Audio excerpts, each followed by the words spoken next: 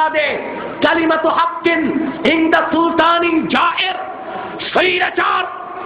স্বৈরাচার অত্যাচারী শাসকের সামনে সত্যের স্লোগান দেওয়া হচ্ছে সবচেয়ে বড় জিহাদ। আমাদেরকে সেই সুন্নতকেও মানতে হবে। রাজি আছেন? আজকে বাংলাদেশের অবস্থা অত্যন্ত নাজুক। আজকে ফতোয়াকে নিষিদ্ধ করার চক্রান্ত হচ্ছে। আমি বলবো, যদি সুপ্রিম কোর্টের মাধ্যমে ফতোয়ার বিরুদ্ধে রায় পেশ করা হয়, খোদার কসম করে বলছি, এদেশের মুসলমানও মিশর এবং তিউনিসিয়ার মতো রাজপথে নামতে বাধ্য হবে।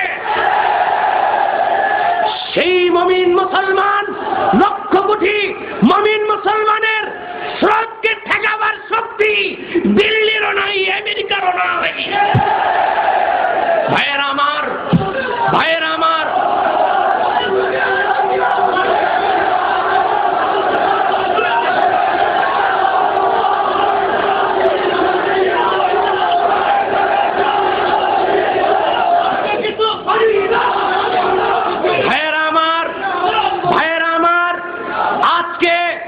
বাংলাদেশের যারা প্রশাসক তারা যুদ্ধাপরাধীদের শাস্তি চায়,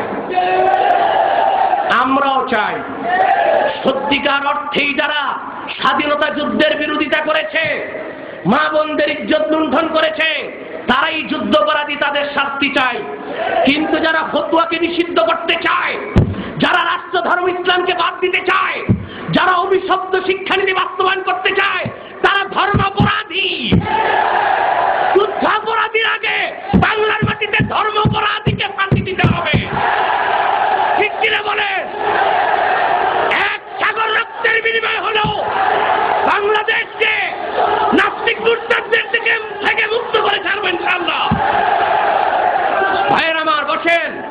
ভাইয়ের আমার, ভাইয়ের আমার, বন্ধুরা আমার, বন্ধুরা আমার, যারা যুদ্ধাপরাধী বাংলাদেশের সংবিধানে তারা অপরাধী, কিন্তু যারা ফতোয়াকে নিষিদ্ধ করতে চায় তারা কোরআনের সংবিধান অনুযায়ী ধর্মাপরাধী। কামাল চৌধুরী, কবির চৌধুরী, ডক্টর কামাল, ডক্টর ইউনূসের মতো ধর্মাপরাধীদেরকে যুদ্ধাপরাধীর আগে ফাঁসি কাটতে ঝুলাতে হবে। যারা দেশের মানুষকে সুদ খাইয়ে হারামখোর বানিয়েছে, কবির চৌধুরী হচ্ছে সেই অভিশপ্ত জাহান্নামের কীট যে মসজিদের আযানকে ব্যবসার ডাকের সাথে তুলনা করেছে। তার বিচার করতে হবে। মুসলিমান আসলিম ধর্মাপরাধী, তার বিচার করতে হবে। ঠিক কিনা বলেন? বাংলার মাটিতে, বাংলার মাটিতে অবশ্যই কোরআন সুন্নাহ বিরোধী একটি এজেন্ডাকেও এক সাগর রক্তের বিনিময় হলেও বাস্তবায়ন করতে দেওয়া হবে না, হবে না, হবে না।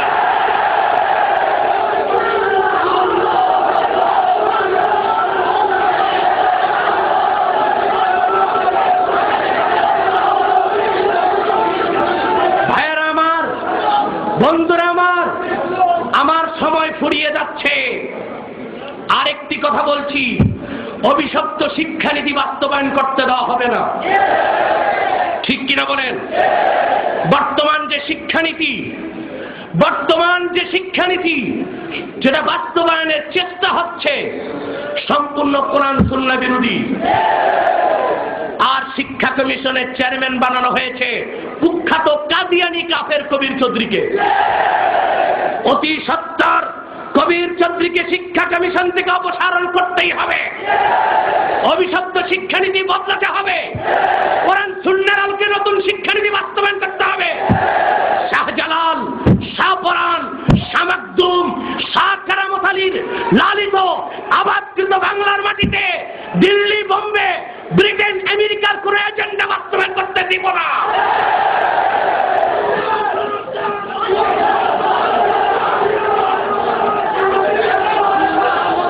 ভাইয়েরা আমার, ভাইয়েরা আমার, ভাইয়েরা আমার, মিশরের বিপ্লবীদের কাছ থেকে শিক্ষা নিন।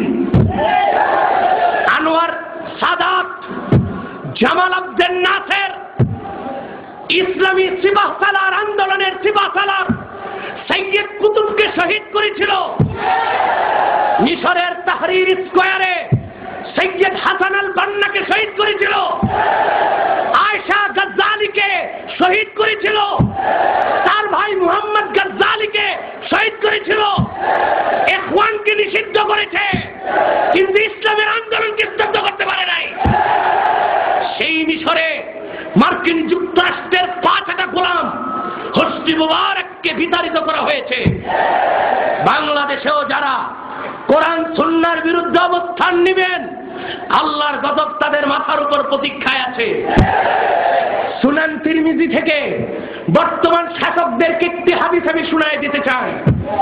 বিশ্বনবী মুহাম্মদ সাল্লাল্লাহু আলাইহি ওয়াসাল্লাম 1000 বছর আগে ইরশাদ করেছেন, ওয়ামান তারাকাহু মিন জাব্বারিন কাসসামাহুল্লাহ। আল্লাহর কোরআনকে যদি কোনো রাজশক্তি, যদি কোনো দাম্ভিক অস্বীকার করে, তরক করে, বিরোধিতা করে, সেই রাজ